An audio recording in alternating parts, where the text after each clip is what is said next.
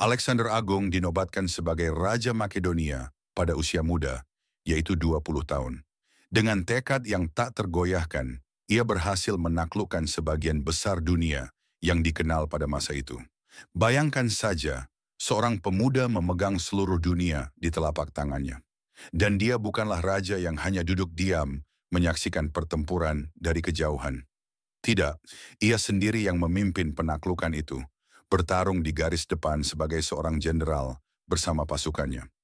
Ambisinya untuk menaklukkan dunia mengubah Makedonia menjadi salah satu kekuatan terbesar pada masanya. Kekaisarannya membentang meliputi Yunani, Makedonia Utara, Trakia, Anatolia, Persia, Mesir, Asia Tengah, dan banyak wilayah lainnya. Hingga akhir hayatnya, ia tidak pernah kalah dalam satu pun pertempuran. Ia menghancurkan kekaisaran Persia, sebuah kekaisaran yang sebelumnya dianggap tak terkalahkan. Ia menaklukkan Mesir, menerobos hingga ke India, dan diakui sebagai raja dari segala raja.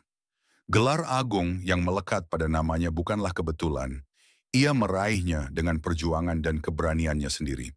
Kebesaran Alexander begitu dihormati, hingga muncul mitos yang mengatakan bahwa ia adalah putra Zeus sendiri, menjadikannya seorang demigod setengah dewa.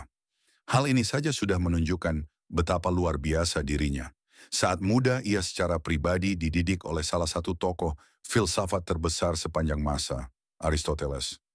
Ia tumbuh menjadi pemimpin yang bijaksana dan penuh perhitungan. Bagi sebagian orang, ia adalah pahlawan, cerdas dan kuat. Namun bagi yang lain, ia adalah diktator kejam yang tak mengenal belas kasihan. Alexander dikagumi oleh Julius Caesar, pemimpin Romawi yang dianggap salah satu jenderal militer terhebat dalam sejarah. Bahkan Napoleon Bonaparte, kaisar pertama Prancis, sangat terobsesi dengan pencapaian Alexander. Dan dalam video ini, kita akan menjelajahi betapa hebatnya Alexander Agung sebenarnya. Kita akan mendalami kehidupan awalnya, penaklukannya, serta peperangan yang ia pimpin. Tapi bukan itu saja, kita juga akan mengungkap karakter kompleksnya dan membongkar rahasia terdalam di balik salah satu pria paling berkuasa yang pernah hidup. Alexander Agung, yang juga dikenal sebagai Alexander ketiga dari Makedonia, lahir pada tahun 356 sebelum Masehi di Pella, ibu kota Makedonia, yang terletak di barat laut Thessaloniki, Yunani. Ia adalah putra dari Philip II, Raja Makedonia saat itu, dan Olympias, putri Raja Neoptolemus dari Epirus. Ayahnya, Philip II, yang juga dikenal sebagai Philippus, adalah seorang pemimpin militer dan politik yang brilian. Melalui kekuatan militer dan manuver politik yang tajam, ia mengubah Makedonia dari wilayah pedesaan terpencil di Yunani menjadi kekuatan militer besar dengan budaya dan identitas yang khas. Philip bermimpi suatu hari akan berbaris ke timur untuk menaklukkan kekaisaran Persia, sebuah kekaisaran yang saat itu dianggap tak tertandingi. Persia adalah kekuatan super dunia, unggul dalam bidang sains, filsafat, dan kekuatan militer. Mereka telah berkali-kali berusaha menghancurkan negara-negara kota Yunani yang keras kepala dan memberontak. Mimpi untuk menaklukkan Persia mungkin tampak terlalu ambisius, bahkan nyaris mustahil. Sejak usia 13 hingga 16 tahun, Alexander dididik secara pribadi oleh Aristoteles, salah satu tokoh intelektual terbesar dalam sejarah. Di bawah bimbingan Aristoteles, Alexander mengembangkan minat mendalam pada filsafat, kedokteran, politik, seni, dan penyelidikan ilmiah. Namun akhirnya Alexander tumbuh melampaui ajaran gurunya, terutama dalam pandangan bahwa orang non-Yunani harus diperlakukan sebagai rakyat rendahan. Perubahan cara berpikir ini kelak membantunya saat membangun kekaisaran yang luas dan multikultural.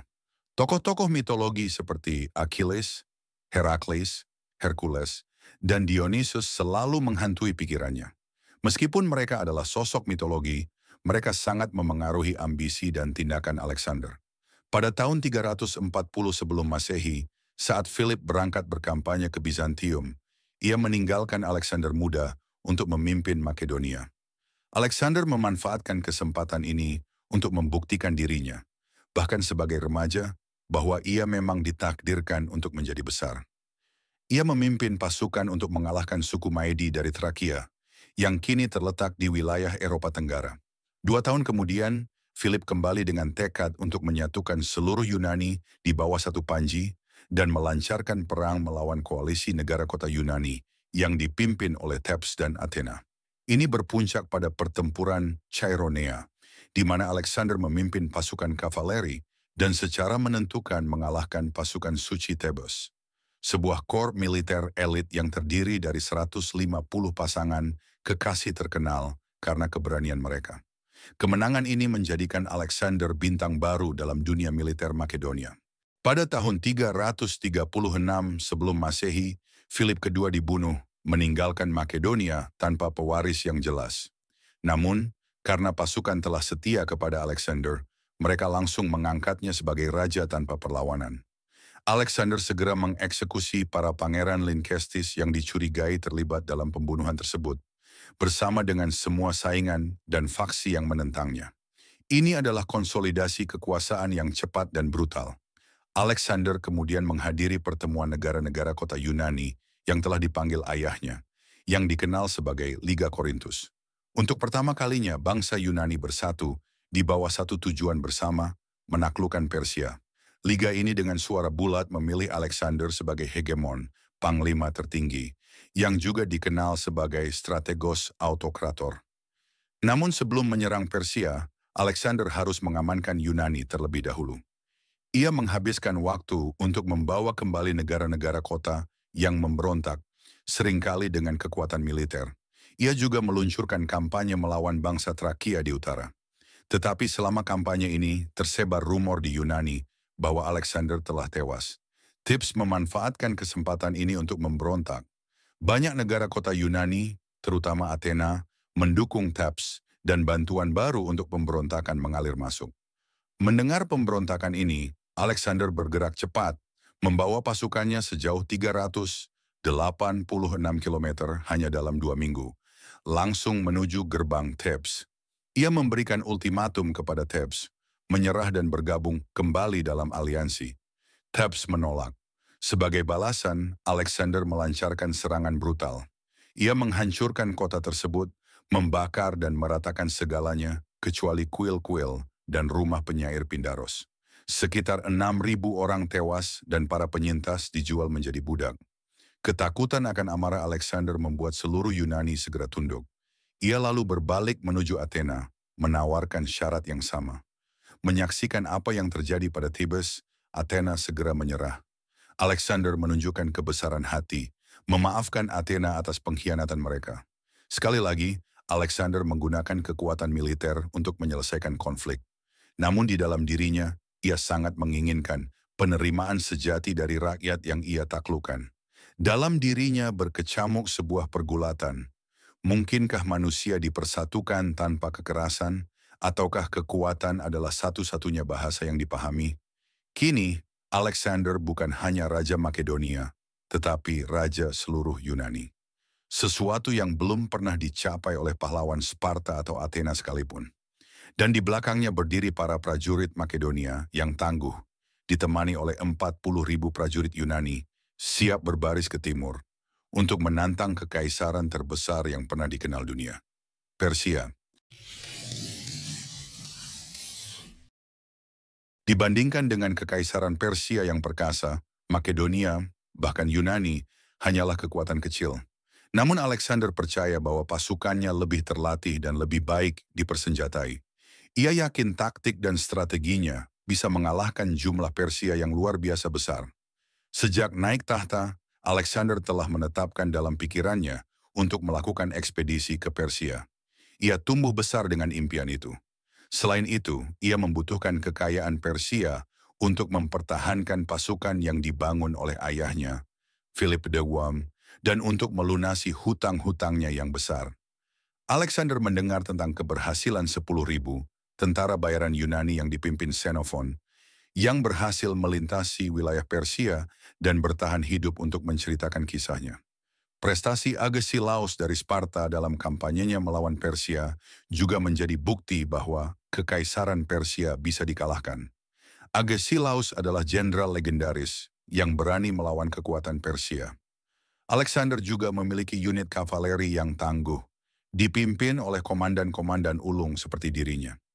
Semua ini menegaskan bahwa, meski kuat, pasukan Persia bukanlah tak terkalahkan. Pada tahun 333 sebelum Masehi, pasukan Alexander bertemu dengan pasukan Persia yang dipimpin oleh Raja baru, Darius Sidorbenin. Alexander maju dengan 32.000 pasukan dan bergerak lebih cepat daripada yang diperkirakan Persia. Serangannya begitu dahsyat sehingga memaksa Persia mundur. Menurut Arian, kehadiran Alexander berperan krusial dalam serangan pasukan Makedonia. Berbeda dengan Darius, Alexander berada di garis depan dari awal hingga akhir pertempuran. Ia bahkan menghindari tombak yang menghantam pelindung dadanya, dan helmnya hancur akibat pukulan dari belakang. Pada satu titik, ia hampir kehilangan nyawanya jika tidak diselamatkan oleh salah satu komandannya. Itulah keberanian Alexander dalam memimpin pasukannya. Keyakinan Alexander atas keunggulan pasukannya terbukti benar. Pasukan Persia, meskipun besar jumlahnya, telah menjadi lengah setelah bertahun-tahun hidup dalam kemewahan dan damai. Mereka kekurangan disiplin dan tidak memiliki kavaleri yang kuat. Sebaliknya, Alexander memimpin pasukan yang beragam dan terkoordinasi dengan baik, pemanah, pelempar tombak, infanteri, dan kavaleri berat. Dengan keahliannya dalam taktik perang gabungan, Alexander menghancurkan pasukan Persia dan memaksa Darius III melarikan diri dari medan perang dengan hanya beberapa pasukan yang tersisa. Asia kecil kini berada di tangan Alexander. Ketakutan akan invasi tersebut, Darius mundur ke Babilonia dan menjadikannya markas besar. Di sana ia mengumpulkan pasukan raksasa lebih dari 1/4 juta prajurit, terdiri dari bangsa Persia, Media, dan tentara bayaran dari seluruh kekaisarannya. Bertekad menyerang, Darius bergerak ke Asia Kecil untuk menghadapi Alexander lagi. Namun, seperti sebelumnya, pasukan Makedonia yang tak kenal lelah kembali menembus garis pertahanan Persia. Melihat kekalahan semakin dekat, Darius kembali melarikan diri, kali ini dengan tergesa-gesa hingga meninggalkan istri, anak-anak, bahkan ibunya sendiri. Ibunya merasa sangat malu, secara terbuka menyangkal Darius dan malah mengakui Alexander sebagai anaknya. Sikap ini kelak menjadi kunci penting dalam melegitimasi kekuasaan Alexander atas bekas kekaisaran Persia. Pada tahun 332 sebelum Masehi, Alexander mencapai kota Tirus, yang menolak untuk menyerah. Pengepungan berlangsung selama 7 bulan penuh. Ketika kota itu akhirnya jatuh, Alexander, yang marah karena penolakan mereka, mengizinkan pasukannya melakukan pembantaian terhadap 30.000 orang. Disinilah sisi lain dari Alexander mulai terlihat kebrutalannya. Ia mungkin agung, tetapi kebesaran tidak selalu berarti kebaikan. Setelah Tirus, Alexander bergerak ke Mesir, di mana ia diangkat sebagai Firaun, penerus Darius III. Berulang kali Darius mencoba bernegosiasi damai dan memohon agar keluarganya dikembalikan. Alexander menolak semua tawaran tersebut. Akhirnya Darius mengumpulkan pasukannya dan bersiap untuk pertempuran terakhir. Dalam pertempuran Gaugamela tahun 331 SM. Kali ini, kedua pihak tahu bahwa hasil pertempuran ini akan menentukan nasib Persia. Pertempuran itu sangat sengit. Tetapi sekali lagi, pasukan Alexander menang dan Darius melarikan diri untuk terakhir kalinya. Ia melarikan diri ke Ekbatana, namun Alexander mengejarnya dengan pasukan kecil dan cepat. Sebelum Alexander bisa menangkapnya, Darius dikhianati dan dibunuh oleh anak buahnya sendiri, salah satunya adalah Besus, seorang bangsawan Baktria. Alexander marah besar, memburu Besus, menyiksanya, dan menghukumnya mati atas pengkhianatan itu. Meskipun begitu, Alexander tetap menunjukkan kehormatan. Ketika menemukan jasad Darius, ia memberikan pemakaman kerajaan yang layak bagi raja yang telah gugur. Dengan kematian Darius, Alexander kini memiliki takhta Persia. Kekaisaran yang selama berabad-abad mengancam Yunani, kini menjadi bagian dari dunia Yunani. Untuk memperkokoh kekuasaannya atas Persia, Alexander memberikan kebebasan yang cukup besar kepada wilayah-wilayahnya. Membiarkan mereka mengatur diri sendiri dengan syarat kesetiaan. Ia tidak memaksakan perubahan budaya atau agama seperti yang biasa dilakukan banyak penguasa pada masa itu. Bahkan ia mengadopsi banyak adat istiadat Persia untuk dirinya sendiri. Hal ini membuatnya populer di kalangan rakyat Persia, namun sangat tidak disukai oleh pasukannya sendiri dari Makedonia. Salah satu jenderalnya, yang juga sahabat dekatnya, saat mabuk mengejek kebiasaan Persia Alexander. Dalam kemarahan, Alexander membunuhnya. Tragedi ini semakin memperdalam jurang antara Alexander dan para pengikut setianya dari Makedonia. Untuk menstabilkan kekaisarannya, dan mungkin untuk memenuhi hasratnya akan kejayaan yang terus membara, Alexander memandang ke arah timur, India. Pada tahun 326 sebelum Masehi, ia menyeberangi sungai Indus dan memasuki Taksila, di mana Raja Taksiles menyambutnya dengan hadiah berupa gajah dan pasukan. Taxiles berharap untuk membentuk aliansi dengan Alexander melawan kerajaan tetangganya yang diperintah oleh Raja Porus di seberang sungai Hidaspes. Bersama-sama, Alexander dan Taxiles mengalahkan Porus dalam pertempuran sungai Jelum. Terpesona oleh keberanian Porus, Alexander memaafkannya dan menjadikannya sekutu. Dari sana, Alexander melanjutkan kampanyenya ke timur, menghadapi perlawanan, tetapi tak ada yang mampu menghentikannya. Ia belum pernah kalah dalam pertempuran. Tidak ada yang bisa menghentikannya dari luar. Tetapi ancaman sebenarnya datang dari dalam. Pasukannya, kelelahan akibat panas tropis dan perjalanan panjang tanpa henti, mulai memberontak.